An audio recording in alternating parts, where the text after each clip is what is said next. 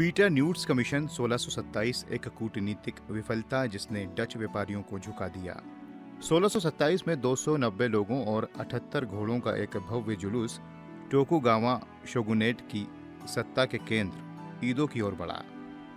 इसके नेतृत्व में पीटर न्यूट्स थे, जिन्हें बटाविया के डच गवर्नर जनरल ने ताइवान का नया गवर्नर नियुक्त कर एक उच्च स्तरीय कूटनीतिक मिशन पर भेजा था।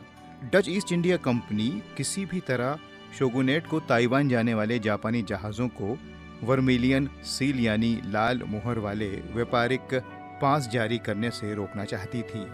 शुरुआत में स्वागत उत्साहजनक लगा।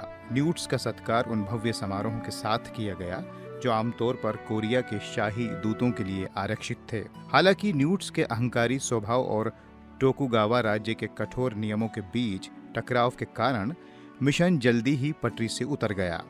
विवाद का मुख्य बिंदु न्यूट्स द्वारा लाए गए पत्र थे। ये पत्र बटाविया के गवर्नर जनरल द्वारा हस्ताक्षरित थे। जापानी अधिकारियों के लिए यह शिष्टाचार का एक असहनीय उल्लंघन था। उनका तर्क था कि गवर्नर जनरल केवल जावा का एक जागीरदार है। उनके दृष्टिकोण से एक अधीनस्थ का अधीनस्थ सीधे जापान के राजा को संबोधित करने का दुस्साहस कर रहा था। इस कृत्य को अभद्र और अवैध माना गया। न्यूट्स ने खुद को एक आधिकारिक राजनीतिक प्रतिनिधि के रूप में पेश किया जो ताइवान में डच संप्रभुता पर बातचीत करने आया था। लेकिन शोगुनेट की विश्व दृष्टि अलग थी।